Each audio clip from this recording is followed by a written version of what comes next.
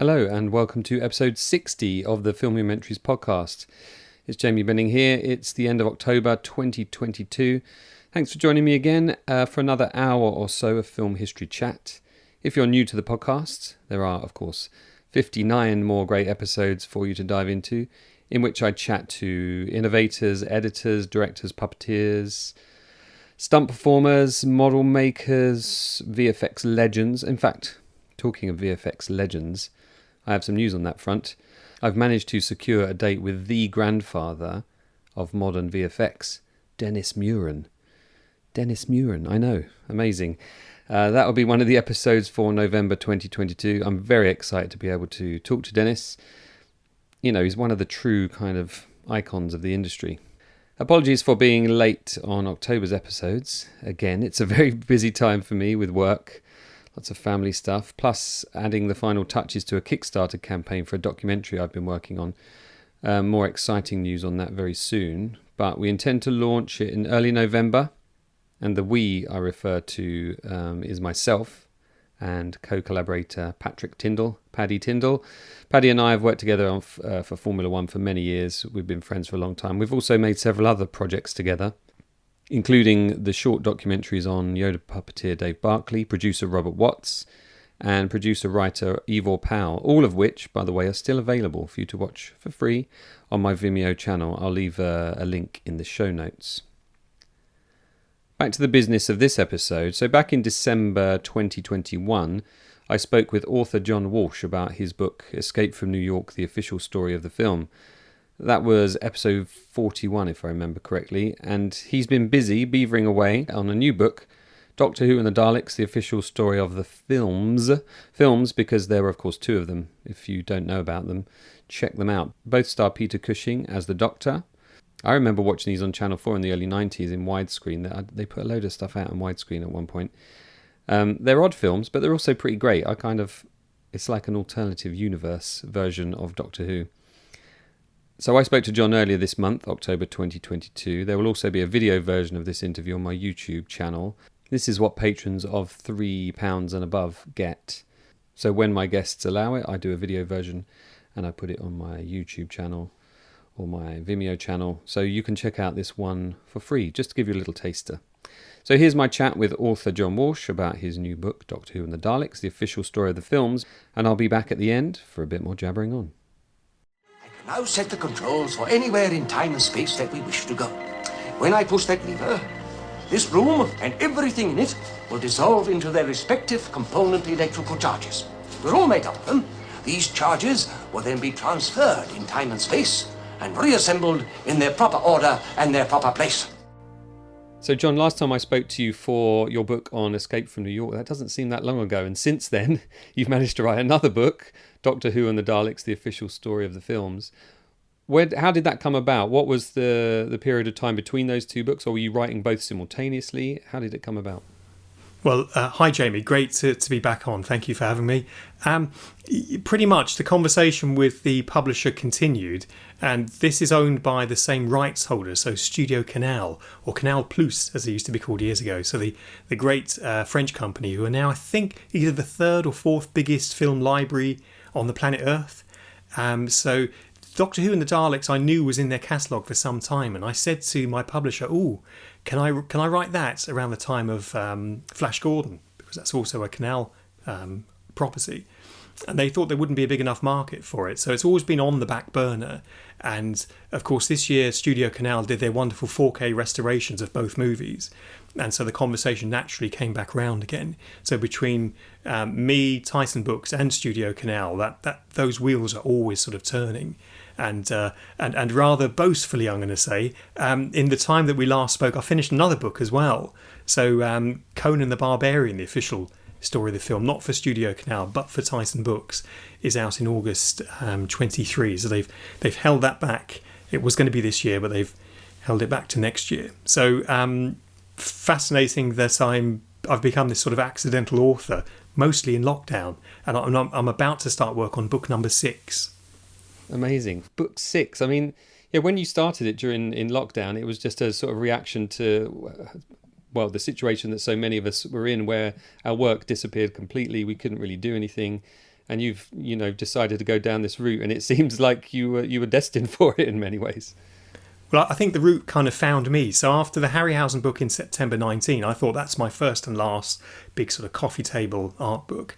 And the conversation kind of continued. I think Flash Gordon would have happened, and lockdown came along at the time when Flash Gordon was going to happen anyway.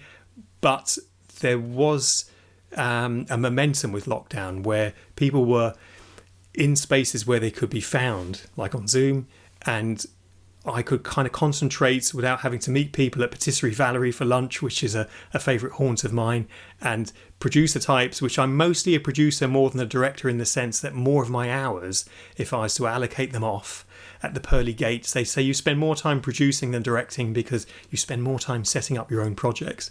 So it was almost a relief not to meet people at length in town and get on with the books. And they started to have a momentum. When they started selling well, it was always the next book. But Doctor Who and Conan were written almost overlapping. So that was not the plan, but that's how things worked out. But it's been great because the response to Doctor Who and to even the advance on Conan has been very positive. And how did you manage to sort of delineate between the two? I know when you're researching for multiple projects, sometimes you can get, or I can get a bit mixed up with who was involved with what. Did you have two very separate delineated folders and things, or even laptops or anything like that? Yeah, it's basically my geek brain. I've been such a big Doctor Who fan since forever, and the movies as well. I've had all of these. Instead of having my mortgage account number or my PIN number in my brain, I've always had the questions about Doctor Who. Why was it like this? And why did they do that? And if I ever got the chance to write a book. So really, the spine of the Doctor Who book was in me already. With Conan, I knew that film quite well too, and I'm a big fan of Dino De Laurentiis. And a bit like Flash Gordon, if you know that film well and you knew there was problems with the actors and the effects and so on, but there is another story to tell, and we found that out with the Nicholas Roeg version published for the first time in my book. For Conan, there's an Oliver Stone version of Conan the Barbarian that didn't happen in the 70s. And so I've got hold of that version, and Ed Pressman, the producer of that version, and basically teased out what the story would have been. So that's here for the first time. Teased out the story of what went very wrong. So why Oliver Stone didn't direct and Ed Pressman didn't produce on his own. Why it was handed over to Dino De Laurentiis. And fascinatingly, Jim Danforth, who is a sort of well-known special effects animator who'd worked with Ray Harryhausen and in his own right on lots of science fiction films and television, he allowed me to reproduce his artwork, his production art, from the unmade Oliver Stone version of Conan the Barbarian. And it's those sorts of things that get publishers excited and readers excited, and me, because I'm thinking, I don't want this to be like a DVD insert booklet in hardback. It has to be so much more than that.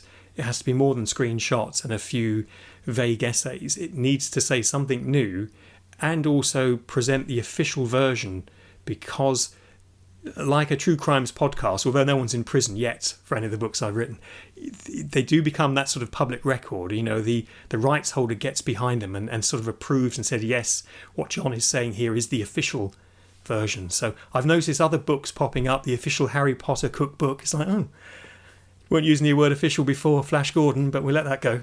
But it's amazing, isn't it, that these films that we've loved and watched for so many years, we initially loved the film, and we might love the comic or the novelization, or there might have been sequels, and then we get into the making of documentaries, and there's still these layers and layers and layers for us to dig into. And what you've done with this book, Doctor Who and the Daleks, the official story of the films, is great, because these two films I didn't even know existed until I guess it was the 90s when they were shown on Channel 4 in widescreen, and I suddenly thought, Peter Cushing was Doctor Who, or the Doctor, I should say, although he does call himself Doctor Who, of course, in that movie, as your book rightly says. What is amazing about this is it's kind of anomalous, isn't it? These two films are kind of anomalous in that the TV series had been running for a couple of years at this point, and then along comes this movie, and it changed people's perceptions of the Doctor. Maybe didn't fit quite with what had been there previously in the TV series. Tell us a little bit about that. Yes, so interestingly, if we go back, 1963, November 63 is when William Hartnell first appeared as the Doctor, as you're quite right to say, Jamie, the Doctor on television. And he's an alien, but he's come to the planet Earth in a TARDIS that he's stolen, a time machine he's stolen, with someone he calls his granddaughter Susan. So that much is established from the television series.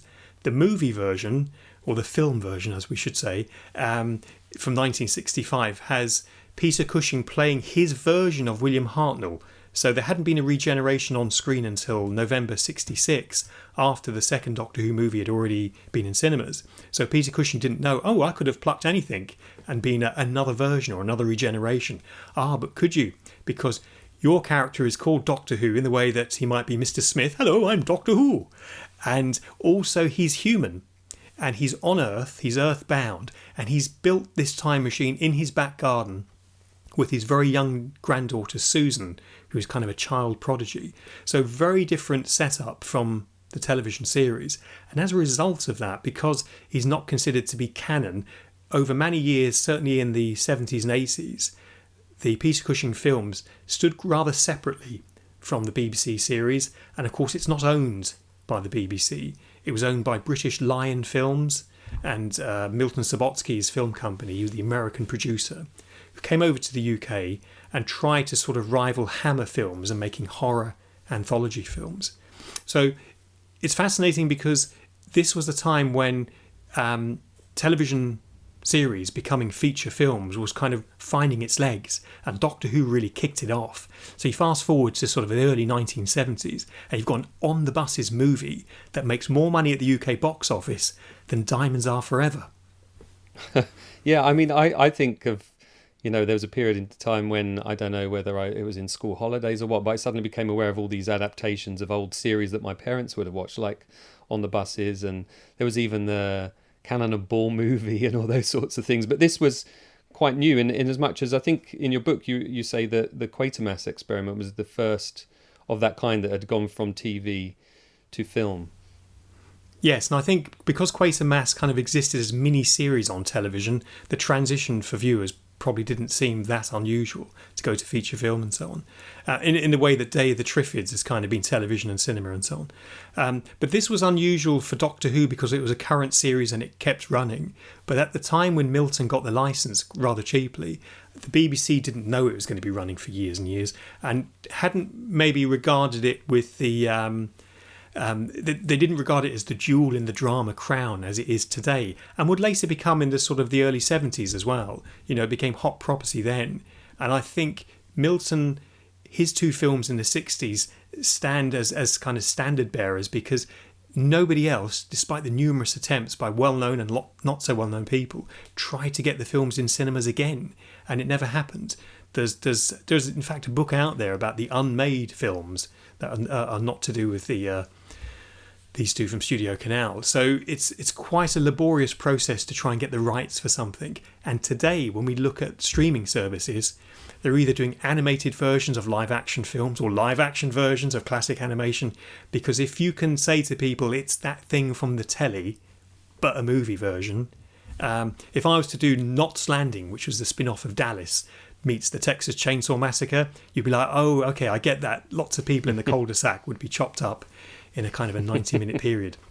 So the easier you can compartmentalise your marketing for audiences, the quicker a reaction you'll get at the box office. It doesn't always work, of course, but this was one of the first times it happened. Both films were very successful. A third film was planned, and there's been lots of talk about that recently. But I think, had Milton not done this, then perhaps the boom in television sitcoms and dramas hitting cinemas perhaps wouldn't have happened, and certainly not as quickly.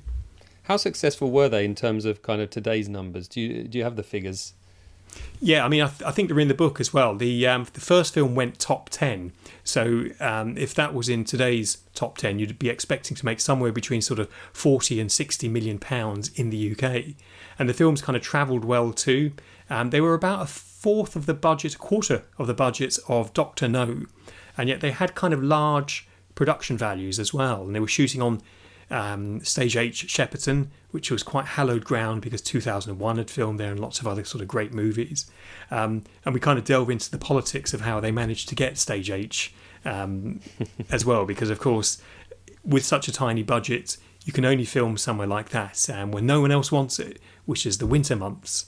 And so if you are doing a feature film, you'll know for booking equipment and lights and crew as well, film in the darkness of winter, because you'll get better deals. There'll be more crew to choose from too. It's the harsh light of the summer, the long days, when people still think they can save money on lighting because it's long days. I don't know why people think that. People are less available. And I've always, Jamie, traditionally tried to shoot in the winter because I'm a kind of a winter person and I like to edit in the winter as well. In the summer, I kind of go into a sort of pre-production hibernation. I think it's my pale skin probably deflects. That makes two of us. Yes, indeed. Yeah. Well, we could make vampire films together, of course. Yeah, absolutely. You mentioned as well that the films kind of divided fans when you mentioned this in the book, and they saw it as unofficial and not canon. But this, and correct me if I'm wrong, I mean, I'm not great on Doctor Who history, but would this have been the first attempt for Doctor Who to kind of be pushed to an American market as well? Because I saw that there was a mention of the Dell comic, which of course sat alongside this to kind of push the film in the States. Yes, so Peter Cushing was cast specifically because he was a marquee name in America. He was recognised for this type and this genre of film. Milton, of course, had worked with him before, Milton Subotsky, the producer. So yes, eyes to America for sure. And of course, they wanted to create a different family vibe.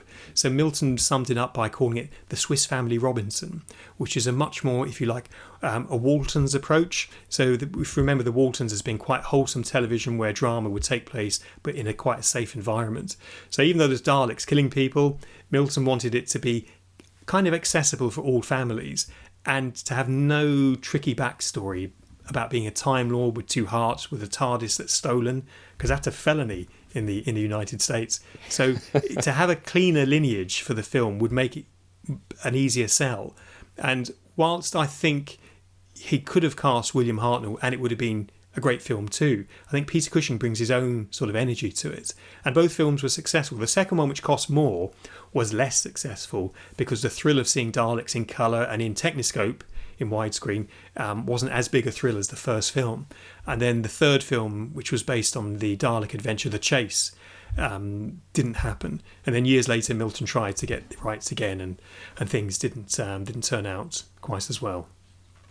Yeah, you talk about the kind of softer approach of this, of the feel of this movie. I mean, I associate Doctor Who. I mean, I was born in '76, so I grew up, with Peter Davidson and Tom Baker and people like that. So my association with Doctor Who is that typical running behind the sofa and hiding away and running out of the room even when the Cybermen or the Daleks appeared.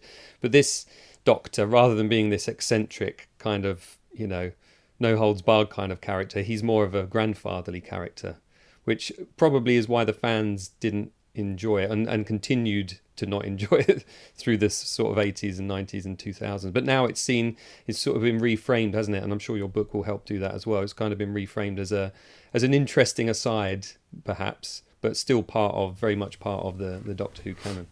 Yeah, so bringing it into, as it were, the family of the official fandom has been tricky. So Doctor Who itself has been sort of renamed. You're either Classic Who, so the original television Doctors from William Hartnell to Sylvester McCoy, and then you have the kind of the holding Who, which is Paul McGann when he'd done the television movie, and then of course you kick back off with Russell T Davis's Doctor Who, and then Stephen Moffat, the producer, took over.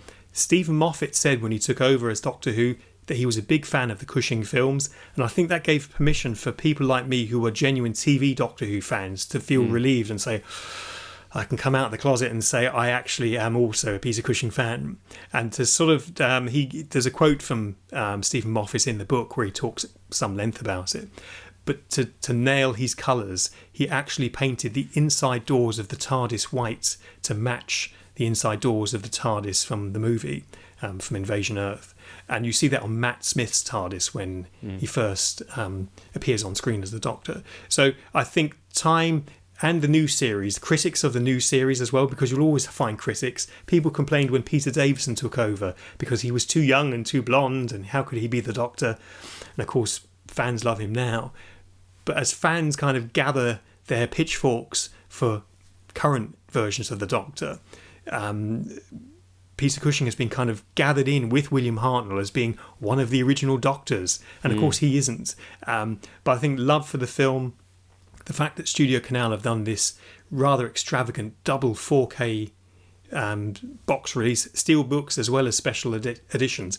I did a couple of unboxing videos. If people want to check out my channel Walsh Bros on YouTube, you can see those. And I contributed. They'd done a mini version of that. They'd done like a Lilliputian version of my book, squeezed down into, I think, half a dozen pages. It's basically an advert for the book, which is kind of fun. They did a similar thing on Flash Gordon as well. So, you know, the market has changed in terms of people's taste for this film, people's admiration for Peter's performance, and a willingness to pay money now when they wouldn't have done, say, in the 70s and 80s. So if you want to buy, if you can still get it, the special edition box set for each film, they're each £50, and you get the 4K restoration and lots of other bits and bobs. Great collectible pieces. You can't imagine saying that to someone 20 years ago, that in 2022, the Peter Cushing Doctor Who films, we're going to, you know, imagine my imaginary cigar, I reckon £50 each. And it's like, really? You know, what about some episodes of Crossroads while you're at it? Maybe we can get £50 for those. It's like, you know, who'd have thought this market, whilst the DVD market itself has shrunk to almost nothing at all, you can't find them necessarily in supermarkets, and you don't rent them from your newsagents and so on. They've gone the way of VHS. A new market has emerged where you buy one film that looks like the size of a house brick, and whether it's Dune or Legend, which I've recently bought, or these fabulous films from Studio Canal. There's the Doctor Who's, Flash Gordon, the Lady Killers in 4K. Who'd have thought that would happen? Total Recall, Basic Instinct. And it's not because it's a vanity project for the rights holder. It's because there is a market for people to come back yet again. You said you saw it on Channel 4. I mean, I bought it on VHS, on DVD, on Blu-ray. And just when I have enough money that I can have anything I want, they give me free ones for this. But I would have bought them, of course I would have done, for this version. So I think that says a lot about the longevity of a project, if people will buy it on multiple formats.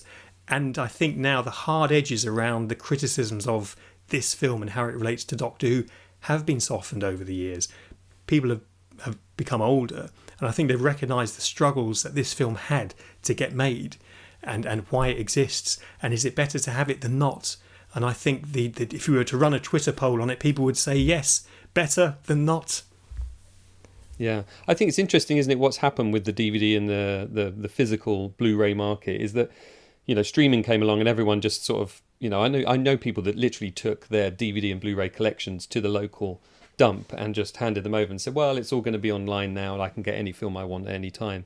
And now it seems to be, it's come sort of full circle, hasn't it, where people are thinking, well, actually, if I want that movie, which isn't on Netflix or Disney Plus or Hulu or whatever else, or Amazon, then I need it. I need it in my hand and I need it on my shelf. And in many ways, I've heard collectors of DVDs and Blu-rays talk about it as almost like a preservation project for themselves, to create a library, because how else am I going to see this movie in 10 or 15 years time? Because as we know, Netflix will show something and then they'll retire it. If it's an exclusive, they'll retire it and you'll never see it again. Yeah, I think so, you know, and it's younger people are buying into this as well. And we talk about, you know, VHSs are coming back. There's collectors clubs. There's vinyl, of course, has been revived there for many years. And I think if it's special enough, people will pay for it. I think what people are less interested in is just a standard release. They want something more and something special, and something that upgrades the image and the sound. And of course, the thing that people most want to see are deleted scenes, and the way in which workflows were created pre sort of 1975 for films that were physically cut as neg cuts and answer prints and work prints and so on. It's highly unlikely that there would be any trims left, and if there were trims, they won't necessarily be canned up in the library with camera negs or interposes. So we have to do what we can and just hope that, you know, that one day people might find them. But until that happens, getting the very best quality and going 4K. But unlike Blu-ray, where people have that machine, you need a new machine for this. And if you don't have a 4K television, then you won't see it in as good quality. So I think it's always a big risk to ask people to upgrade equipment so that they can see the film they've got in better quality. And of course, for this film to make it to 4K before Doctor No, which was also from that era, is quite surprising. And I've noticed that on Prime Video, they've got the Bond catalogue there in UHD, which is wonderful to see. But they haven't had commercial 4K UHD disc releases. And there's an argument as to whether or not... I mean, I have a couple of films on Prime and they look fine, but people talk about the compression rates as well. And not just in terms of yourself as a consumer watching on your telly, but also the compression rate on servers as they try and basically ingest 4 and 8K material for consumers. And the picture quality is pretty good, but sometimes if you were to do a side-by-side comparison, if you had 2 tellies, if you were like a Bond villain and lived with 2 massive 4K tellies and had a disc in one and a streaming service on the other, then you could kind of compare and contrast. But that's the dream, isn't it? To live underground like a Bond villain. With a cat on your lap, yeah. One of the things you've done as well with the book, talking of restoration, of course, is you found these wonderful photographs, and many which haven't seen the light of day for decades. That must be a thrill to go through and find these things, these artifacts, and think to yourself, as a huge Doctor Who fan, wow, I've never seen this before. I'm excited, so I know that the people who are going to buy the book are excited. Well, the first thing a publisher always says to me when I pitch a book is they're like, well, that's great, that's a good story, but are there the assets? Are there the images that you can put in here, the photos, the paintings and whatnot? And in this case, Studio Canal helped me because their archive is quite vast. They had wonderful photographs, some of which had never been published before, and many of which hadn't been seen in that quality before. So the 8x10s that were sent often as black and white prints from colour film to newspapers are what survive today in most archives.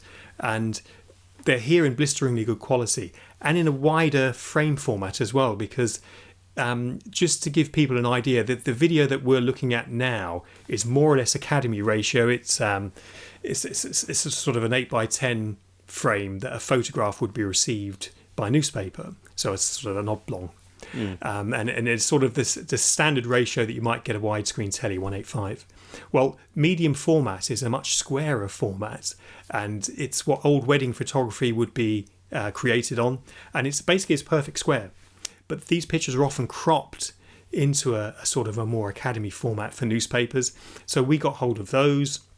And in some instances, we actually had them colourised as well by the great Clayton Hickman, who's a former Doctor Who magazine editor and does the best colourisations of classic photos from Doctor Who and across the board. He's done Rockstar photos too.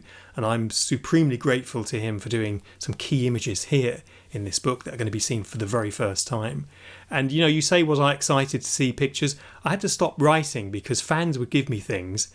And often there were pictures I already have, which was cool. But if they weren't, and if they were very special, and just as an example of those very special pictures, there's a behind the scenes of a Dalek with his head being taken off there in the book. And there's 2 kind of technicians with him. And I had to say to Titan Books, please don't issue that photo to the public at large. I need to see that in the book, please, because when I saw that picture I had to stop writing for nearly an hour because I sat in the seats, kept looking at the picture, kept getting up again, kept making safety copies of it because I was so excited to see it, because I read everything around these films. I've been buying Doctor Who magazines since the late 1970s when it came out as a weekly, so I've seen all of the photographs and I've seen everything that's around. I've obsessed over the DVD extras and looked at the libraries and images and so on, so I had a good idea of what has been widely seen.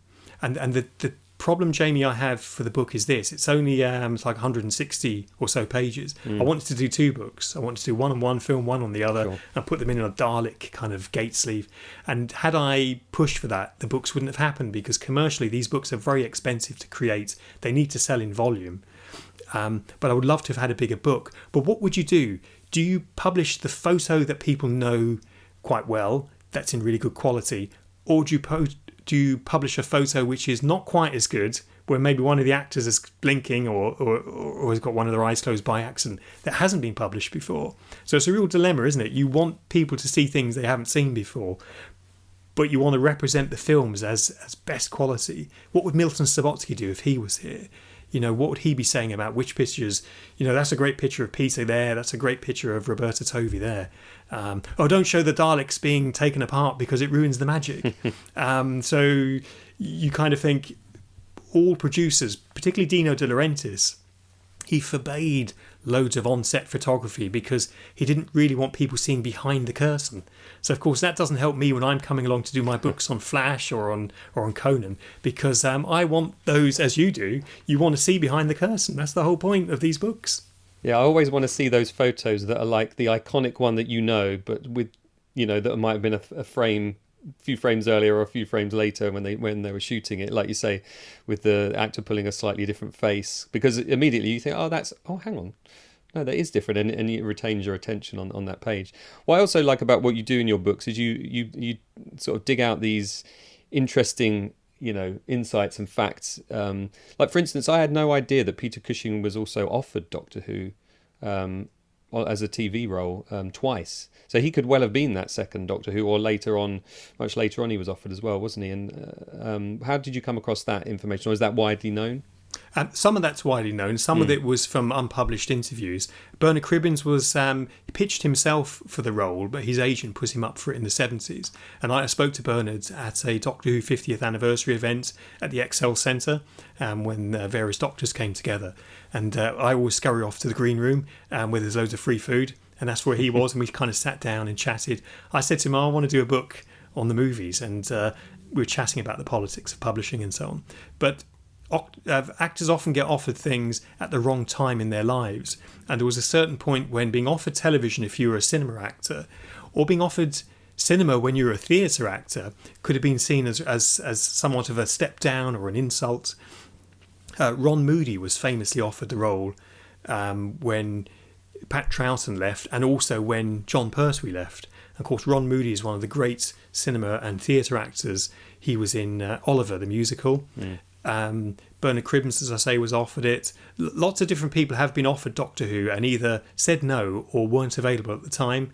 And it's always been a tricky one to cast. I think Peter would have been great. The question would have been, would he have returned to his original incarnation?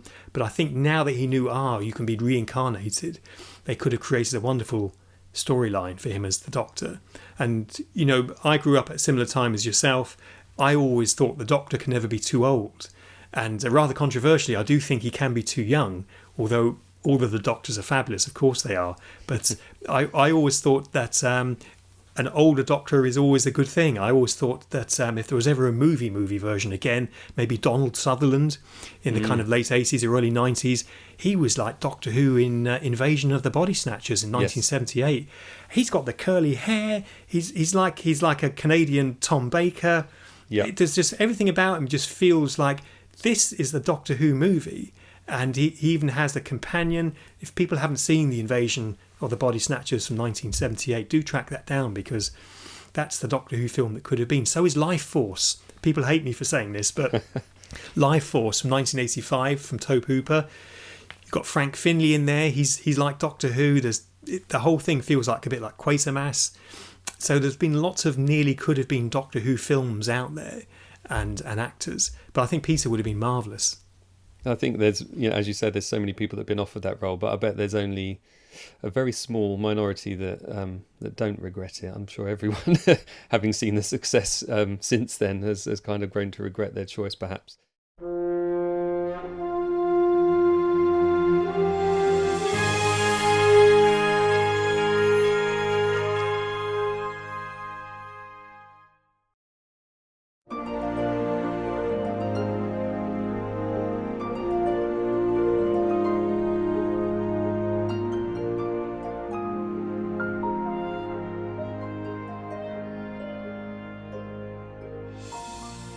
Another of the things that's interesting is, I always think about this thing about budget versus production values and the stuff they were trying to do, and also working with the censors as well, that the Daleks, they weren't able to have the shooting rays like you might have expected from, I don't know, Forbidden Planet or something. They had to go with fire extinguishers. So there's always that balance, isn't there? And you talk about that in the book too. Yeah, so if to animate the Dalek rays would have been fiercely expensive. On television, it's slightly easier because you can create it as a video effect. and either do it live on set or do what they did in the original Doctor Who. They used to turn the picture into a negative and back and forth as the exterminate, and the picture would go like that. But to actually see lasers coming out of the tip of a Dalek whilst the Dalek is moving as well, that's a whole animation job. And if you've got lots of Daleks firing at lots of people, and also you have to have the end points where the lasers are hitting. So what Milton originally wanted to do was to use flamethrowers, if you can believe it. And it was just like, really? I mean, that set was plastic. There was so much hairspray on everyone. Jenny Linden said to me that she was like 50% hairspray for that entire production, because she had this wonderful beehive hairdo, which, although her costume went through different sort of stresses and strains, her wonderful hair stayed immaculately in place. But firing, it's just so dangerous. For anyone who's used flamethrowers on set today know what an enormous kerfuffle it is. It's much easier to do it digitally, because you have to have fire master with you, you have to have fire brigade on standby, the room has to be checked by everyone, you have to do a really deep risk assessment and everything. So they settled on the which was still actually quite dangerous themselves, the fire extinguishers, because they let off a lot of gas as well, because effectively it's like a giant aerosol. If anyone's ever accidentally breathed in deodorant, they'll know that it's actually quite an unpleasant experience. So there was that aspect to it, but also there's something called peril and threat, which sound like a kind of a double act, don't they? She's on the piano and he's on the fiddle. But peril and threat are what censors are looking for, because when you get to a family level film, and Ray Harryhausen had this quite a lot as well. I'm a trustee of the Ray and Diana Harryhausen Foundation for people who maybe haven't seen me before. Why haven't they seen me before? They should be following me online.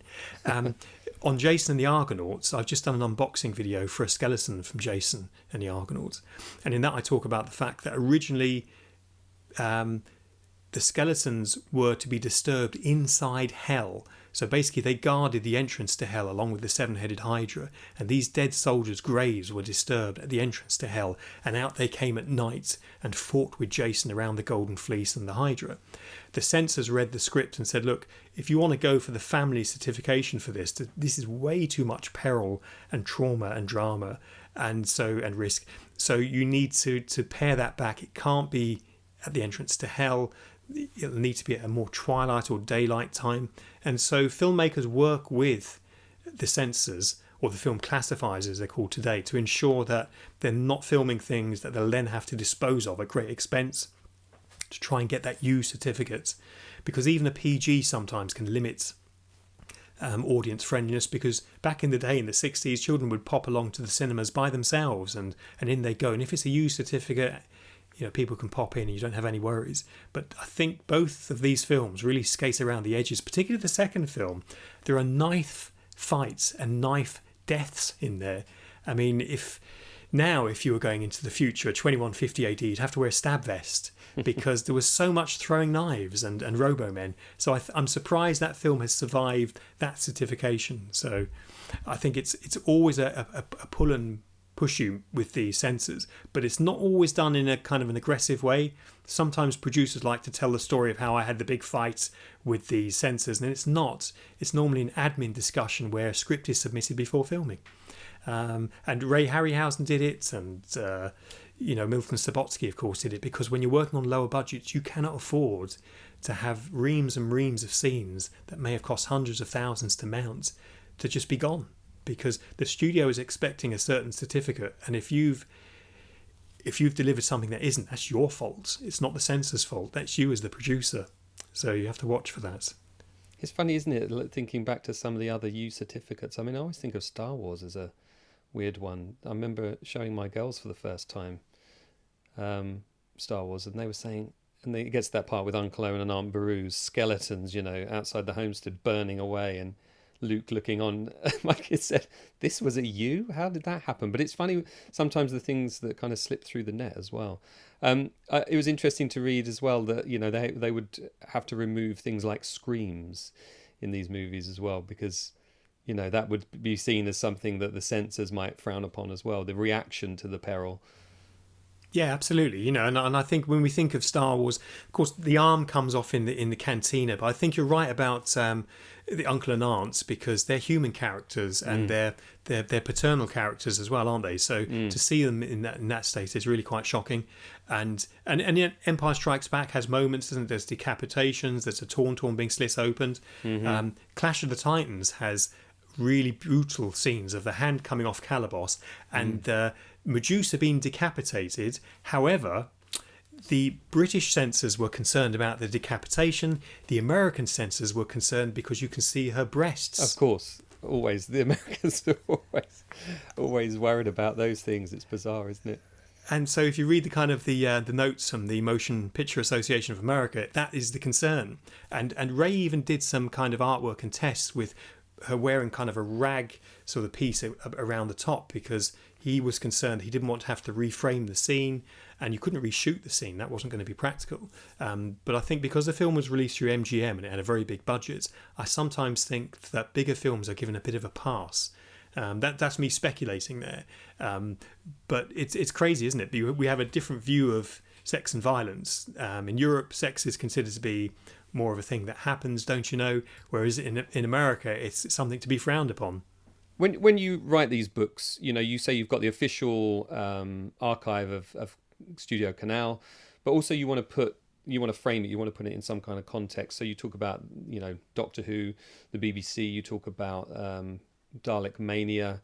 Where do you go to get those stories? What are you delving into? Is there a personal collection that you've got, or are you kind of encouraging fans, or are you going on eBay and buying old magazines and books? It's mostly my own collection of books and memories of Doctor Who, and I check with fans who have more knowledge than myself. And so people who've been great helps, like Ian Wheeler at the Doctor Who Appreciation Society, help put me in touch with some people. And there are questions you have that have different answers. So Roberta Tovey, who played Susan in both films, she didn't think it was true that Peter Cushing was unwell in the second film, and she thought there might be another reason. Other cast members said that there was a row with Milton Subotsky, and that seemed really unlikely to me. But these things kind of percolate when there's a kind of desert of official facts. Well, I got hold of the official insurance paperwork and the completion guarantee people, Film Finances, and I was able to see that Peter was unwell. Not surprising, he'd got a form of pneumonia. I dare say working in Shepperton Stage H in the height of a 1960s winter, which were bleak and harsh. There was no heating on those stages, except through the lights themselves. So there was an insurance claim. We go into that in the book. So that kind of detail fascinates me, and the technical stuff as well about shooting in Techniscope.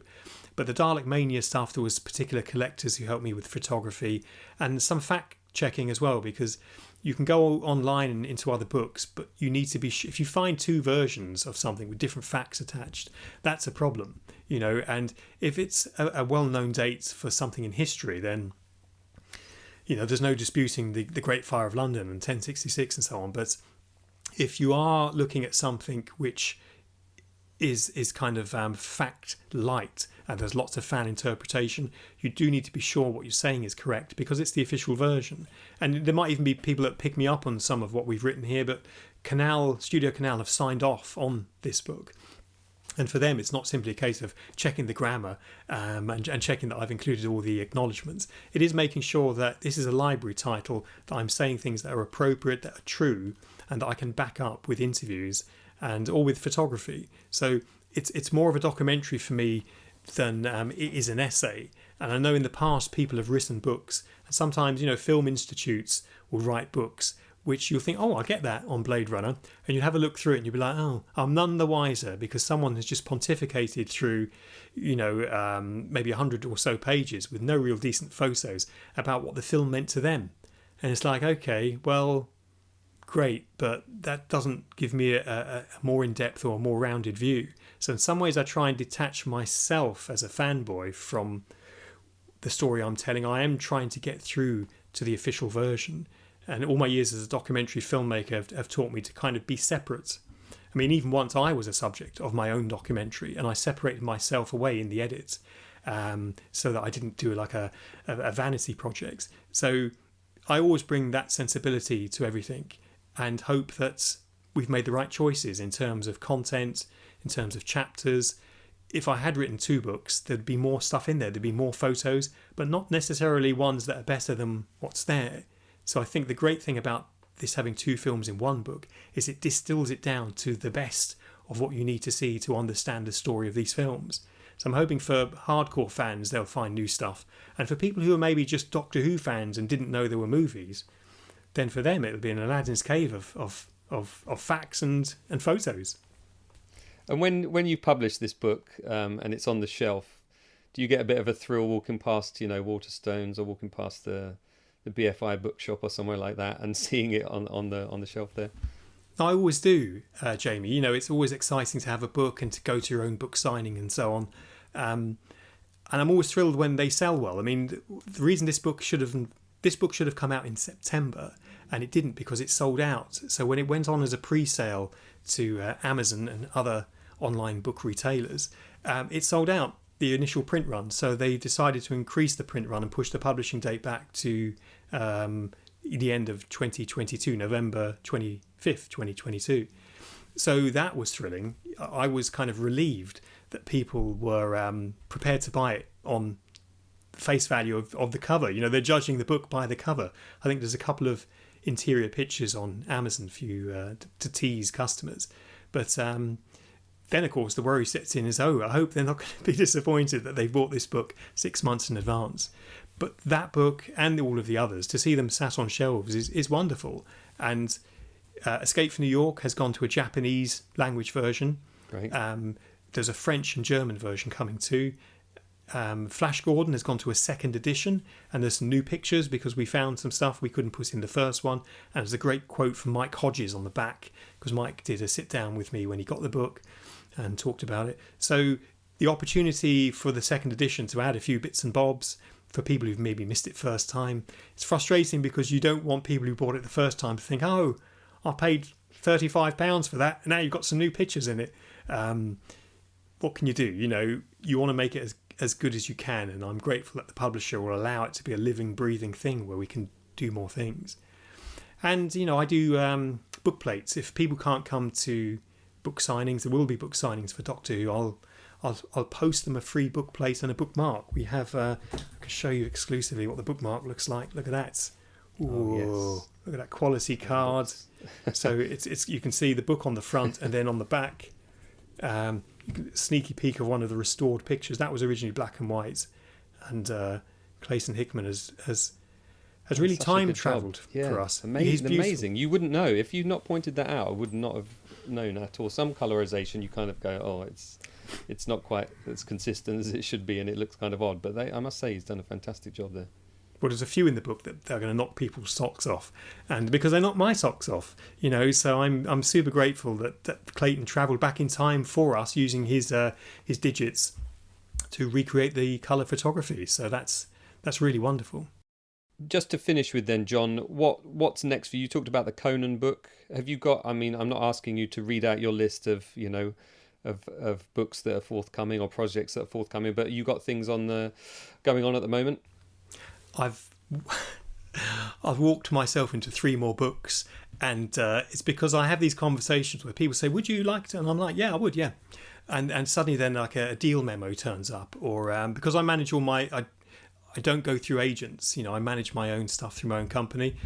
So I'm kind of, yeah, okay. And before you know it, I've agreed to 3 books so far. And I had a conversation with the publisher there last year in the summer, and they said, do you have like a list or something? And I said, I happen to have a list in table format with the studios, the years, the dates, and everything in datal order, not in preference order. So I kind of fired it through, and that's going to keep me busy till I'm a very old man, I suspect. If they can get this is the thing that needs to come together. They have to be able to get those rights, because some rights are unavailable. Studios have to agree to allow a book to be written. And then you have to find out if there's enough assets to create this format of book. So once you strip through those variables, there's only a few titles left standing. And what do fans want? I want this book, and it turns out luckily fans do. But would somebody want a book about this film or that film? And if you think of films that haven't had those movie book experiences, you'll think, oh, maybe no one really wants Flash Gordon or Escape from New York. And I kind of thought maybe I'm walking into something here because maybe no one does. But so far, fingers crossed, we've not made a mistake. But there are films that have been unsuccessful that I think do deserve books. And this is the tricky one for publishers who will look at a film and go, well, that was a massive box office flop at the time. And I'll be like, yeah, but I like Howard the Duck. And I know Phil Tippett and I know the people that worked on it. And it's now got more of a, I won't say a prestige, but it's got more of a following than it did have when it came out in the mid-80s. And there is lots of assets that would work in a book for that. Not everyone would buy it. But it's not like the Bible. You don't have to get everyone to buy it. You just need enough people to make sure it pays for itself. I think we'll end it there. I think that's perfect. Yeah, I won't clutter the airwaves with saying my finishing lines there. But no, that's great. I would buy that book, John. I really would. Well, I hope you include that in the podcast because everyone's saying, "Oh, John Walsh he's ruined what little credibility he had by saying he'd write Howard the Duck."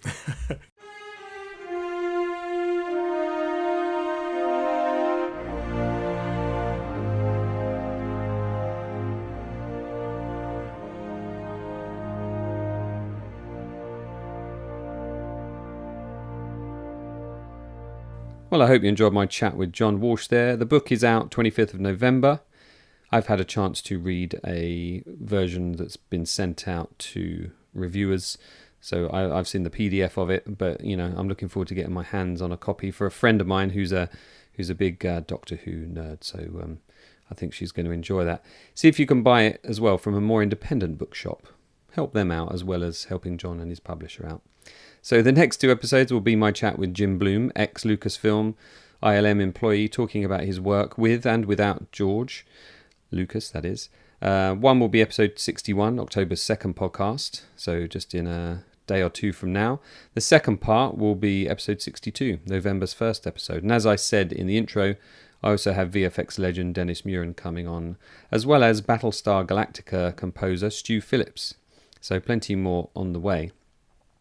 Plus the announcement for the Kickstarter campaign for my first feature-length documentary. If you like things that swim in the sea, eye patches and flying saucers, you might be interested. Anyway, I can't wait to show you what we've got lined up. I'm so excited about it, and I really hope you can help with the Kickstarter and get it all moving, because we really are absolutely dying to get this thing finished. If you'd like to support the podcast, it's a very independent podcast. It's just me, my laptop, and a guest. Then you can do so at patreon.com. That's patreon.com/Jamie Benning, JamieBenning. And for as little as $1 a month, you could really help contribute to the continuation of this film history podcast. Several people who've joined recently have just paid for a year, which is fantastic, because that just gives me $12 or whatever. And it enables me to kind of put some real effort into this and keep the standard high and keep the focus on it as well. So thanks to everyone that supports me, whether it's via Patreon or retweeting or liking or sharing, and just talking about it and letting me know your thoughts as well. I always enjoy hearing back from you. Thanks for joining me, and I hope you can do so again for the next episode of the Filmumentaries podcast.